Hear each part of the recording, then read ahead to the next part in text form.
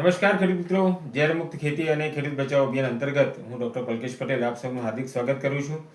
ખેડૂત મિત્રો, આજે આપણે જૂન મહિનામાં બીજનું વાવેતર નક્ષત્ર આધારિત ક્યારે કરવું, આજે આપણે એની ચર્ચા કરવાના છીએ. અને આ ચર્ચામાં શરૂઆત કરતાં પહેલાં મારે 2-3 મુદ્દા તમારા ધ્યાન દોરવા છે.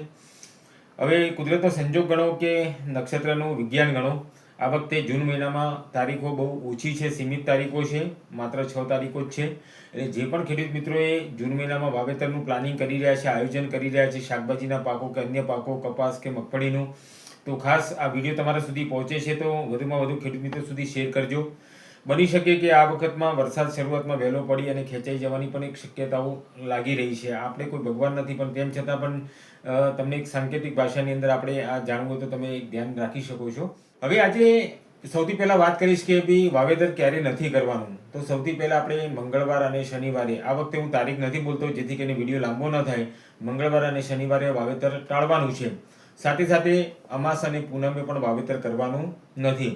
હવે મંગળ અને શનિવારે શું કામ વાવેતર નથી કરવાનું? તો મંગળવારે વાવેતર કરવાથી જે તે પ્રદેશને ધ્યાનમાં રાખતા મૂષક એટલે ગુંદરનો ત્રાસ વધુ પ્રમાણમાં જમીનમાં જોવા મળે છે. અને શનિવારે વાવેતર કરવાથી ઋષિ પરાશર અનુસાર રોગ અને જીવાતનો ઉપદ્રવ પુષ્કળ પ્રમાણમાં જોવા મળે છે. સાથે સાથે આપણે અમાસ અને પૂનમ, માની લો કે આજે અમાસ છે અને ઘણી વખત અમાસની તિથિ આગલા દિવસે પડી જતી હોય તો અમાસ અને અમાસના 24 કલાક પહેલાં પણ આપણે વાવેતર કરતા નથી. અને પૂનમના દિવસે પૂનમના દિવસે અને એના 24 કલાક પહેલાં પણ આપણે વાવેતર ટાળીએ છીએ. ઘણા બધા ખેડૂત મિત્રોને અમાસ ખબર છે કે હું ઘણી વખત આ વસ્તુનો રિપીટ ઉલ્લેખ એટલા માટે કરું છું કે લોકોને દ્રષ્ટાંત સાથે પણ ખ્યાલ આવે. તો ખેડૂત મિત્રો, જે તે બીજના પાક માટે ચંદ્ર અને સૂર્યનો પ્રભાવ સીધી રીતે આપણા બીજ સાથે સંકળાયેલો છે.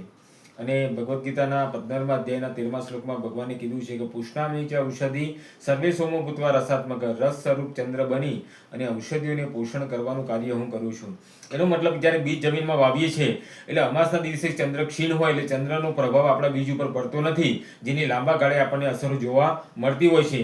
એમ પૂનમના દિવસે બ્રહ્માંડનો ગ્રેવિટેશનલ ફોર્સ જમીનમાંથી ઉપરની તરફ વધારે હોય છે, એટલે જમીનમાં પાણીનું ઇમ્બેલેન્સ વધુ પ્રમાણમાં જોવા મળે છે.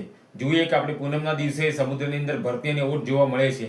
એનો મતલબ કે બ્રહ્માંડનો ગ્રેવિટેશનલ ફોર્સ પાણીની ઉપરની તરફ પાણી વધારે પ્રમાણમાં ઇમ્બેલેન્સ હોય છે, એટલે એના કારણે પણ આપણે પૂનમના દિવસે વાવેતર કરવાનું ટાળતા હોઈએ છીએ. હવે ખેડૂત મિત્રો, બીજું સાથે સાથે કે ખેતર પણ ક્યારે ન ખેડવું એની પણ ચર્ચા કરી લઈએ છીએ. બરાબર છે. ખાસ કરીને મંગળવાર, શનિવાર અને રવિવારે તમે ખેતર ન ખેડો એટલું વધારે સારું છે.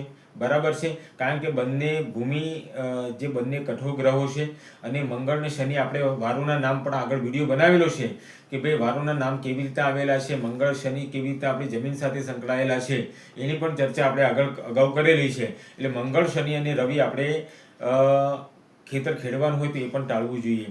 બાકીના સોમવાર છે, બુધવાર છે, ગુરુવાર છે, શુક્રવાર છે, આ દિવસોમાં તમે ખેતર ખેડી શકો છો. અને એમાં પણ જો ખાસ પાકનું વાવેતર થઈ ગયું હોય અને આંતરખેડ કરવી હોય, એમાં જો બધા જ વારોમાંથી જો શ્રેષ્ઠ વાર કહેવો હોય તો બુધવારના દિવસે આંતરખેડ, વાવેતર થઈ ગયા પછીની જે આંતરખેડ કરતા હોય છે એના માટે આપણે બુધવારનો સૌથી શ્રેષ્ઠ વાર છે, જે આંતરખેડ માટે યોગ્ય છે.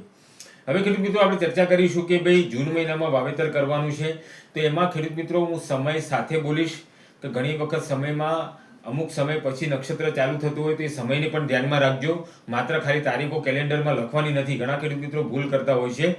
અને સાથે સાથે એ પણ ધ્યાન આપી દઉં, ઘણા ખેડૂત મિત્રોને એવું હોય છે કે સાહેબ બીજ આજે વાવી દઈએ તો એ જ દિવસે પાણી આપવું જરૂરી છે. ખેડૂત મિત્રો, જરૂરી નથી. તમારું જે બીજનું વાવેતર છે એ સમયે સારા નક્ષત્રની અંદર અને સમયસર થવું જરૂરી છે. પાણી તમે 2, 3 કે 4 ચોથા દિવસે તમે આપી શકો છો. તો સૌથી પહેલાં વાત કરીશ કે જૂન મહિનામાં 1લી તારીખે જયેશ નક્ષત્ર છે, આખો દિવસ તમે વાવેતર કરી શકો છો. બરાબર છે. ત્યાર પછી સીધી 10 તારીખે છે, સવારે 9:22 પછી વાવેતર ચાલુ કરવાનું અને આખો દિવસ તમે વાવેતર કરી શકો છો. ત્યાર પછી 11 તારીખે રેવતી નક્ષત્ર છે. મિત્રો, રેવતી નક્ષત્રમાં સવારે થી લઈ અને સવારના 8:17 વાગ્યા સુધી, બહુ લાંબુ નથી નક્ષત્ર. આમ તો 10 તારીખે રેવતી નક્ષત્ર છે, 11 તારીખમાં એ નક્ષત્ર કન્ટિન્યુ છે, પણ સવારે 8:17 વાગ્યા સુધીમાં પૂરું થઈ જાય છે. તો 8:17 પછી આપણે વાવેતર કરવાનું નથી. ત્યાર પછી આપણે 19 તારીખે મઘા નક્ષત્ર છે. મઘા નક્ષત્ર આપણે સવારે 10:07 ચાલુ થઈ અને આખો દિવસ સુધી તમે વાવેતર કરી શકો છો. બરાબર છે. ત્યાર પછી 21 તારીખે ઉત્તર ફાલ્ગુની નક્ષત્ર છે, જે સવારે 9:32 ચાલુ થઈ અને આખો દિવસ સુધી તમે વાવેતર કરી શકો છો. ત્યાર પછી 22 તારીખે હસ્ત નક્ષત્ર, જે સવારે 10:23 લઈ ચાલુ થાય છે અને આખો દિવસ સુધી તમે વાવેતર કરી શકો છો. ફરીવાર ખેડૂત મિત્રો, તારીખો અને સમય બંને તમારા કેલેન્ડરમાં નોટ કરી લેજો, એટલે તમને આયોજન કરવાની ખ્યાલ આવે. કારણ કે જૂન મહિનામાં 1 થી 10માં માત્ર 1 અને 10 તારીખ જ છે. ત્યાર પછી 11, 19, 21 અને 22 તારીખ છે. એમાં પણ 11 તારીખે માત્ર તમે સૂર્યોદયથી પકડી લો તો માત્ર 2-2.5 કલાકનું જ તમારી પાસે સમયગાળો છે. એ ગણતા બાકીની 5 દિવસો છે. બરાબર છે, આખા મહિનાની અંદર. તો જે પ્રમાણે આપણે આયોજન કરવું હોય તે પ્રમાણે આયોજન કરજો. સમય કરતાં આપણે વહેલા નથી હોતા. કુદરત દરેક વસ્તુના પરીક્ષા જોઈએ છે કે ભાઈ ગરમીનું પ્રમાણ છે, 1-2 દિવસથી વાદળછાયું વાતાવરણ ચાલુ થઈ ગયું છે. એટલે ટૂંક સમયની અંદર પ્રી મોન્સૂન એક્ટિવિટી બરાબર છે કેરળ બાદથી ત્યાંથી શરૂઆત થઈ જશે અને 15-20 જૂનની આસપાસ અંદાજે આપણે ગુજરાતની અંદર ચોમાસું બરાબર છે રેગ્યુલર ચાલુ થઈ જશે. કદાચ પ્રી મોન્સૂન એક્ટિવિટીમાં આ મંથના એન્ડની અંદર કે જૂનના પહેલા અઠવાડિયાની અંદર માવઠું થવાની શક્યતાઓ રહેલી છે. એને ધ્યાનમાં જરૂર નથી કે મિત્રો આ પ્રી ઇન્ડિકેશન એક્ટિવિટી પછી કુદરત સર્વોપરી છે. બરાબર છે. આપણને જેટલું ધ્યાનમાં છે એટલું તમને હિન્ટ આપવાની કોશિશ કરું છું. બરાબર છે. બાકી તમે તમારા વિસ્તારને ધ્યાનમાં રાખી અને હવામાનનું અઠવાડિયે 10 દિવસનું અવલોકન જોઈને આપણે ખેડૂત મિત્રો વાવેતરનું આયોજન કરવું. બરાબર છે.